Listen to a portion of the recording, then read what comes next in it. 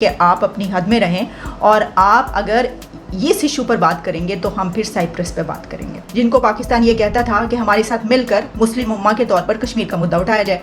अब तमाम कंट्रीज पीछे हट गए हैं। आपको बेशतर कंट्रीज ऐसे मिलेंगे कि जो इसके ऊपर बात नहीं करते, यानी वो यूएई, सऊदी अरेबिया या मुस्लिम उम्मा का जो हम बात किया करते थे तो वो उम्मा तो पता नहीं कहाँ वहाँ चली गई। यानी जयशंकर जो है वो एक जबरदस्त फॉरेन मिनिस्टर है।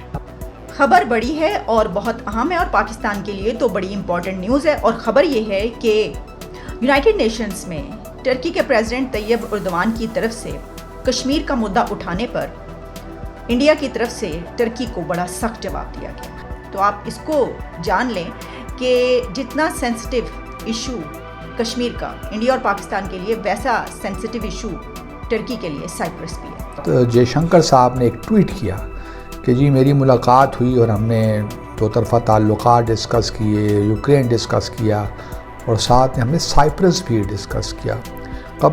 साइप्रस का जो मसला है वो भी आप जानते ही हैं। और टर्की अगर उसके अंदर इन सब के मिलने के बावजूद भी उसका कोई वेट नहीं है। मैं तो बड़ी तारीफ करता हूँ इनकी, जयशंकर के। मैं मतलब बात दफा बड़ी तनकीद भी होती है इस बात पे। जयशंकर एक बड़े बैलेंसिंग एक्ट, सोचिए ना किस तरह वो कर रहे हैं। अमेरिका में भी बैठे हैं, चाइना की भी बातचीत, इधर भी उधर भी, आगे पीछे। ये जो मिस्टर जयशंकर की तरफ से ये बात की गई है और साइप्रस की अपने काउंटर पार्ट से टर्की के, तो वो इसी वजह से की गई है कि ये टर्की को ये बताने की कोशिश की गई है। और उसके बाद फिर पूरा भारत मीडिया अब तुर्की के पीछे लग गया है। नमस्कार दोस्तों, तुर्की अपनी हरकतों से बाज नहीं आ रहा है। तुर्की ने एक बार फिर से संयुक्त राष्ट्र महासभा में कश्मीर का मुद्दा उठा दिया है। फिर क्या था, भारत के विदेश मंत्री एस जयशंकर ने भी उसका करारा जवाब दिया है। तुर्की के राष्ट्रपति तैयब एर्दोगान द्वारा संयुक्त राष्ट्र महासभा में कश्मीर के मुद्दे को उठाने के एक दिन बाद विदेश मंत्री एस जयशंकर ने मेवलूत कावसोग्लू से मुलाकात की और साइप्रस पर बातचीत की। तुर्की हमेशा संयुक्त राष्ट्र महासभा में अपने संबोधन के दौरान कश्मीर का मुद्दा उठाता आया है, मगर इस बार भारत ने तुर्की की कमजोर नस को दबा दिया है, जिससे वह तिलमिला गया है, यानी साइप्रस का मुद्दा। साइप्रस का मुद्दा तुर्की के लिए हमेशा से सिरदर्द बना रहा है, जिस पर वह जवाब देने से भागता रहा है। बैठक के बाद जयशंकर ने एक ट्वीट कर कहा कि यूक्रेन संघर्ष, खाद्य सुरक्षा और G20 प्रक्रियाओं, वैश्विक व्यवस्था और गुटनिरपेक्ष आंदोलन और साइप्रस को लेकर बातचीत हुई है। हमने साइप्रस मुद्दे पर समाधान को लेकर जानकारी भी ली है। इससे पहले तुर्की के राष्ट्रपति तैयब एर्दोगान ने मंगलवार को संयुक्त राष्ट्र महासभा के उच्च स्तरीय सत्र को संबोधित किया था। अपने संबोधन के दौरान उन्होंने कश्मीर का मुद्दा उठाया था। कश्मीर में निष्पक्ष और स्थायी शांति और समृद्धि की स्थापना का आग्रह भी किया था। तुर्की के राष्ट्रपति एर्दोगान ने जनरल डिबेट में कहा था कि भारत और पाकिस्तान 75 साल पहले अपनी संप्रभुता और समतटता स्थापित करने के बाद भी एक दूसरे के बीच शांति और एकजुटता स्थापित नहीं कर पाए। यह बहुत दुर्भाग्यपूर्ण है। हम आशा और प्रार्थना करते हैं कि कश्मीर के एक निष्पक्ष और स्थायी शांति और समृद्धि स्थापित हो। साइप्रस में लंबे समय से चल रही समस्या 1974 में शुरू हुई थी, जब तुर्की ने द्वीप पर एक सैन्य तख्तापलट के जवाब में देश के उत्तरी हिस्से पर आक्रमण किया, जिसे ग्रीक सरकार द्वारा समर्थित किया गया था। भारत संयुक्त राष्ट्र के प्रस्तावों के अनुसार इस मुद्दे को शांतिपूर्ण समाधान की वकालत करता रहा है। भारत के इस कूटनीति को तुर्की के कश्मीर राग का करारा जवाब माना जा रहा है। External affairs minister mister Jaishankar की तरफ से एक ट्वीट किया गया और उसमें तस्वीर भी शेयर करवाई और उन्होंने बताया कि उनकी मुलाकात टर्की के फॉरेन मिनिस्टर के साथ हुई है और उसमें उन्होंने कुछ इश्यूज़ पर बात की है और जो इश्यूज़ उन्होंने उसमें मेंशन किए, उसमें दीगर इश्यूज़ के साथ साथ एक इशू साइप्रस का भी था। अब आप कहेंगे कि उन्होंने कश्मीर का इशू तो उसमें नहीं लिखा, वो तो साइप्रस का लिखा है। तो आप इसको जान लें कि जितना सेंसिटिव इशू कश्मीर का इंडिया और पाकिस्तान के लिए, वैसा सेंसिटिव इशू टर्की के लिए साइप्रस भी है। तो साइप्रस का इशू क्यों उठाएगा भारत, या उस पर क्यों बात करेगा?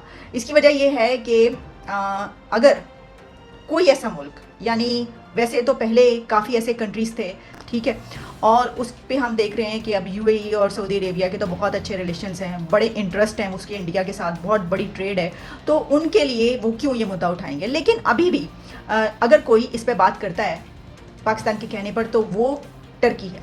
और इससे पहले भी तैयब एर्दोगान ये इस पे बात करते रहे। लेकिन हैरानी की बात ये कि इस मरतबा टर्की के प्रेसिडेंट ने जो बात की वो बहुत ही न्यूट्रल सी बात थी। हालांकि इससे पहले वो इससे कहीं ज़्यादा सख्त अल्फाज में भी बात करते रहे कि तैयब एर्दोगान की तरफ से क्या बात की गई है। तैयब एर्दोगान ने ये कहा कि ये जो है ये बड़े अफसोस की बात है कि 75 ईयर्स हो गए इंडिपेंडेंस को, दोनों कंट्रीज़ की बात कर रहे थे, और उन्होंने कहा कि अभी तक वो स्टैब्लिश नहीं कर पाए peace and solidarity between one another. और उन्होंने कहा कि we hope and pray that a fair and permanent peace and prosperity will be established in Kashmir.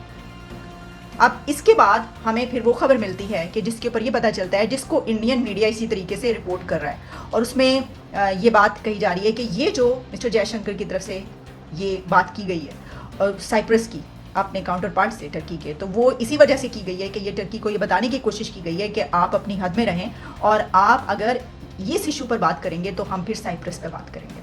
तुर्की के सदर की तकरीर के बाद एक मुलाकात हुई दोनों वज़राए ख़ारजा के दरमियान, तुर्की और भारत के वज़राए ख़ारजा के दरमियान, और उस मुलाकात के बाद जयशंकर साहब ने एक ट्वीट किया कि जी मेरी मुलाकात हुई और हमने दो तरफ़ा ताल्लुकात डिस्कस किए, यूक्रेन डिस्कस किया और साथ में हमने साइप्रस भी डिस्कस किया। साइप्रस का जो मसला है वो भी आप जानते ही हैं, और उसके बाद फिर पूरा भारत मीडिया अब तुर्की के पीछे लग गया है। और एक तरीक़ा है कि दूसरे जो लीडर्स हैं कम अज़ कम उनको ये बताना चाहते हैं कि चलें तुर्की के प्रेसिडेंट ने तो कर दिया लेकिन और कोई कश्मीर का जिक्र ना करें। और अब पूरा मीडिया तुर्की के जो है वज़ीर ख़ारजा के और तुर्की जो ख़ास तौर पे सदर हैं अर्दोगान उनके पीछे लग गए। और यहाँ तक नहीं बल्कि कुछ मैंने भारत की मीडिया रिपोर्ट देखी, यहाँ तक भी अब तुर्की पे इल्ज़ाम लग रहे हैं कि जो उनकी शायद कैनिक पिस्टल्स हैं वो भी कश्मीर के जो फ्रीडम फाइटर्स हैं उनको अवेलेबल हैं।